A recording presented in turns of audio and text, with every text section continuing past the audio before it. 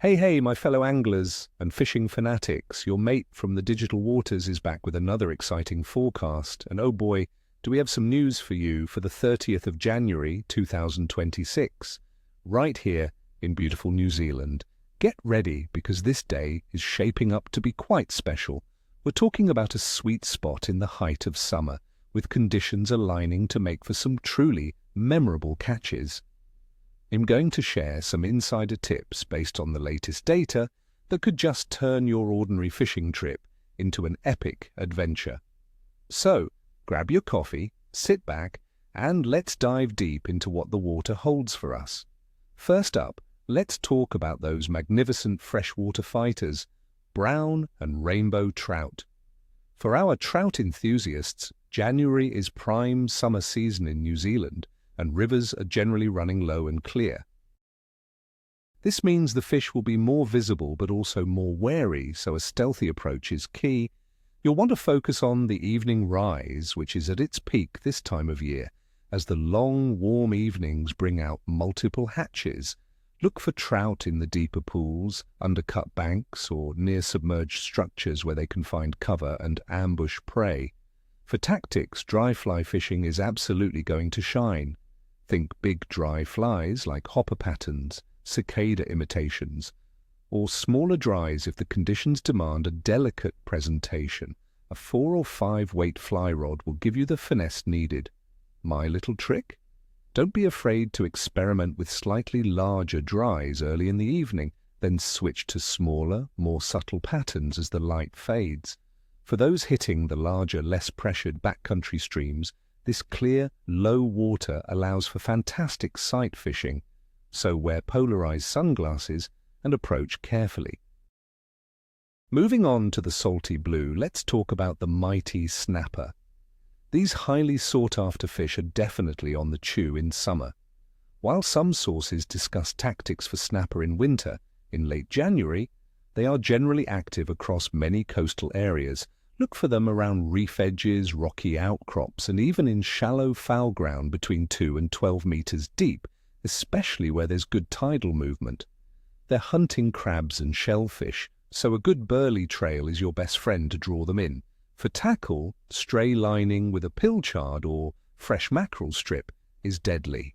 If you're into soft baiting, try a mix of smaller 4-inch baits and some 7 to 9-inch ones, using the lightest jig head possible, like a 1/4 ounce, or even unweighted worm hooks to allow a slow descent. Remember, presentation is everything, especially for those bigger moochers hiding in the kelp. Next, the powerhouse of the New Zealand coast, the yellowtail kingfish. January is absolutely prime time for kingfish, particularly around the North Island. These aggressive fighters love warmer water and strong currents pushing baitfish towards reef edges and structures like channel markers. You'll find them in groups or shoals, ready to smash a lure. Jigging has been exceptional for kingfish lately, often yielding some of the biggest fish. Use heavy-duty jigs around 100 to 150 grams, worked aggressively near structure. For topwater action, poppers and stick baits worked with a walk the dog retrieve can entice explosive strikes. Live baiting is also incredibly effective, especially for larger fish. My advice, keep an eye on your sounder for bait schools and current lines. That's where the kings will be holding. And finally, the acrobatic Kahawai, often called the people's fish for good reason. They are super active around the New Zealand coast in January, busting up baitfish schools in estuaries, harbour entrances, and along rocky coastlines. The telltale sign, diving birds, if you see them, Kahawai are almost certainly underneath, herding bait. A medium spin rod with metal lures like slices or small jigs in silver or blue worked quickly through the schools will get you hooked up in no time. They offer an incredible fight on light tackle. If you're shore-based, a burly trail with small cubed baits can bring them right to you. Now for the nitty-gritty, the conditions analysis. For the 30th of January 2026, in New Zealand, we're looking at a classic summer day. Air temperatures will be comfortable, ranging from around 19 to 21 degrees Celsius, 66 to 69 degrees Fahrenheit during the day, dropping to about 17 degrees Celsius, 62 degrees Fahrenheit overnight. We're expecting westerlies developing in the morning, blowing at around 13 to 15 miles per hour, 21 to 24 kilometers per hour.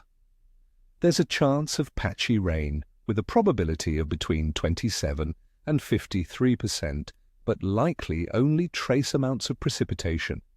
This isn't a bad thing. A light shower can sometimes activate a bite.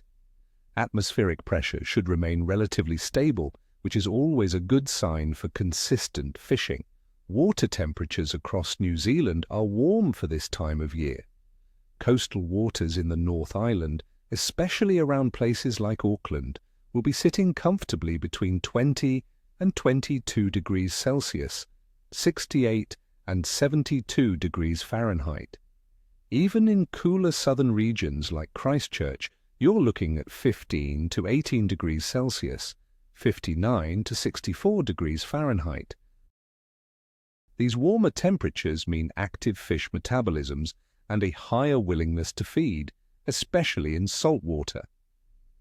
In freshwater, the rivers are low and clear, which is fantastic for sight fishing and dry fly action, but also means trout can be more cautious. As for our lunar influence, January 30th, 2026, brings us a strong waxing gibbous moon with over 92% illumination.